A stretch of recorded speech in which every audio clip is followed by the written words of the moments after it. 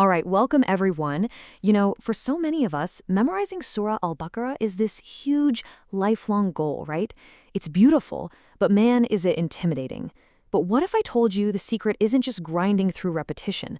What if it's about connection? Today, we're going to dive into a really powerful technique that can turn this massive task into a journey of real understanding. So let's get into it.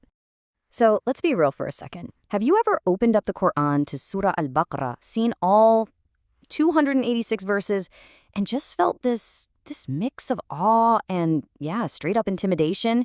If you have, you are definitely not alone. It really does feel like you're standing at the bottom of a giant, beautiful mountain, just looking up and thinking, how on earth am I ever going to get to the top? But what if you had a map?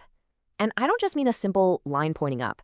I'm talking about a detailed map, one that shows you all the landmarks, all the rest stops, and, crucially, how all the little paths connect to each other. Suddenly, that impossible climb, it's not impossible anymore.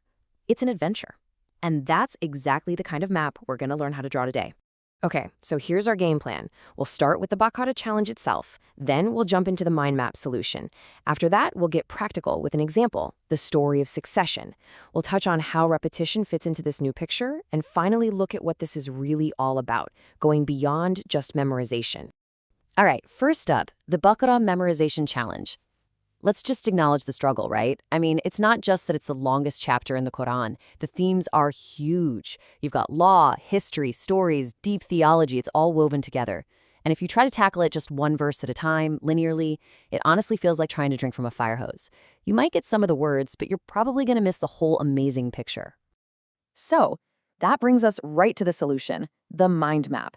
This is all about making a huge shift in how we think about memorizing. We're moving away from, rote learning, just repeating words over and over, and moving towards something called relational understanding. And the mind map, that's our tool to do it.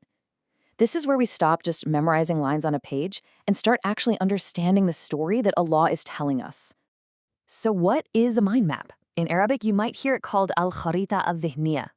Put simply, it's a visual tool. You start with a big idea in the center, and then you draw branches out to all the related ideas. But here's the real magic. And this is so important. This isn't just some clever study hack. It's designed to mirror how our brains actually work. Our brains think in connections, in webs of ideas, not in boring straight lines. This method works with our natural wiring, not against it. And this really breaks it down, doesn't it? On one side, you've got the traditional path. It's linear, it's word-for-word repetition.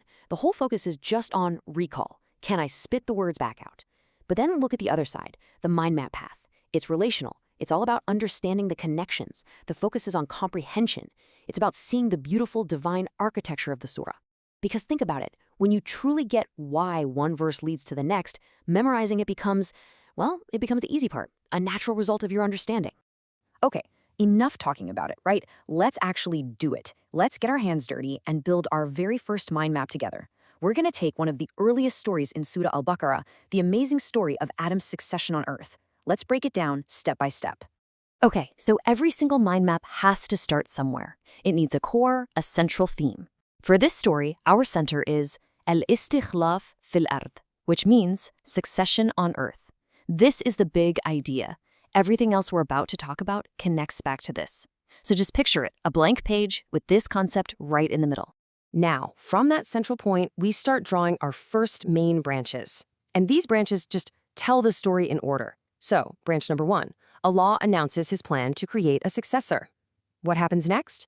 Well, that announcement leads directly to branch number 2.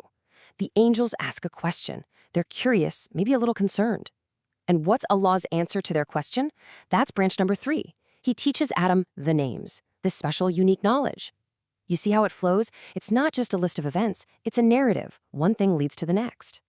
And that very first branch we drew, it's anchored right here in this powerful verse.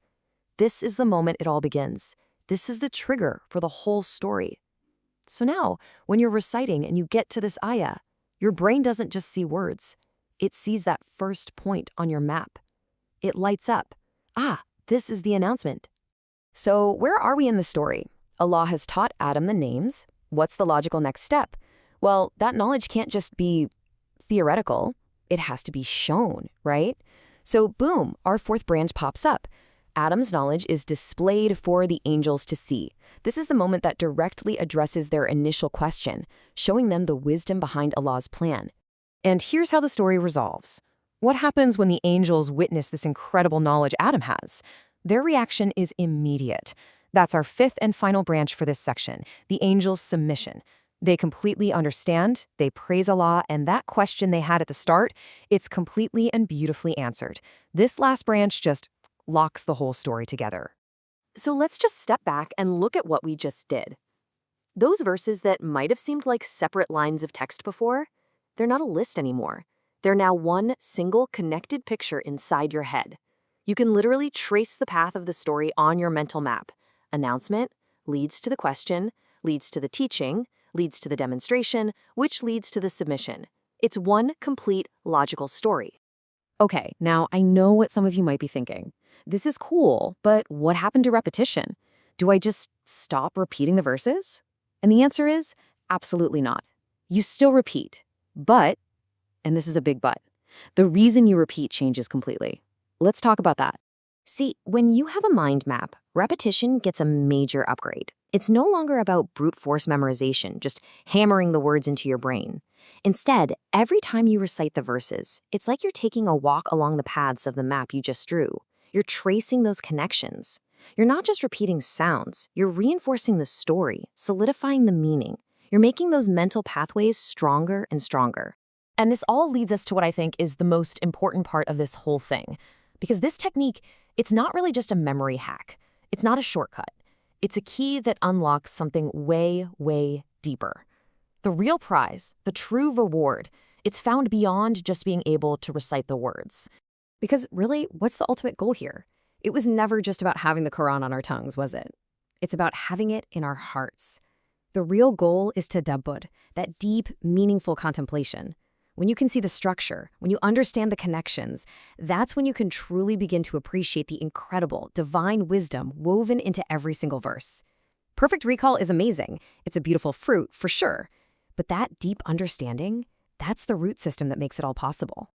So let's wrap this up. What are the big takeaways? Number one, we can transform memorization from feeling like a chore into an exciting journey of discovery. Number two, this method lets you actually see the incredible connections and the divine structure inside the surah. And maybe the most important thing of all, it helps you build a real relationship with the Quran, one that's based on deep meaning, not just memorizing words. So I'm going to leave you with a question. This whole approach, this mind map idea, it's obviously not just for Surah Al-Baqarah. This is a key that can help you unlock a deeper connection with any part of the Quran you want to study. So the only real question is, what's the next surah you're going to draw a map for?